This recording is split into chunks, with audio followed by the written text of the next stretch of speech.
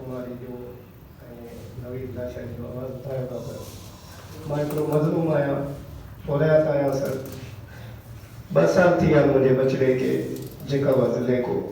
अगवा थियल आहे ही 5 ईस्वी साहब आयो आहे सिर्फ़ु ख़ातिरी ॾियण था डटा ॾियनि था कि भई असां बिल्कुलु तुंहिंजे बचिड़े जी खोज न कयूं लेकिन हिन टाइम ताईं को ख़र्च न निकितो आहे ऐं ॿियो नंबर सर त उन ॾींहं ते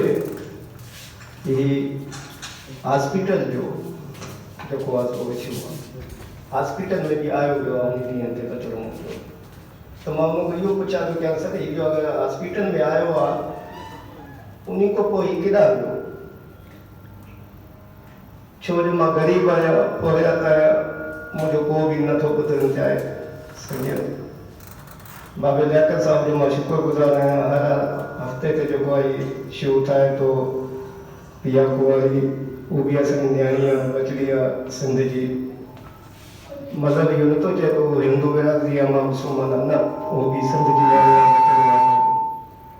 उन सां गॾोगॾु मुंहिंजे नवीद जो बि जेको आहे इशू खणी था अचनि ऐं उन खां बावजूदि हाणे मां उते केस बि विधो आहे शीशन कोर्ट में उन्हनि खे चयो मां के बाबा ॾियो जो डॉक्यूमेंट्स खे मां अॻिते जेको आहे पंहिंजे ॿाहिरनि दोस्तनि खे ॾेखारियां हू बि कोन था ॾियनि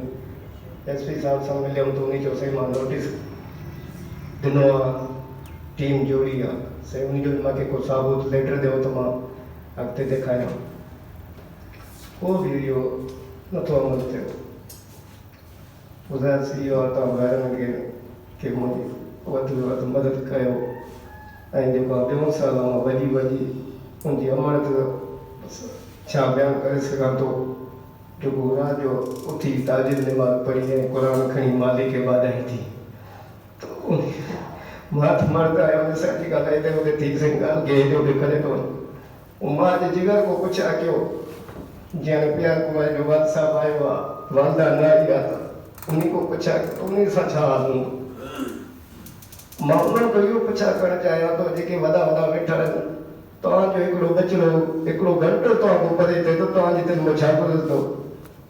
छो जो हीउ ग़रीब आहियूं असां ग़रीब जो बचिड़ो वियल आहे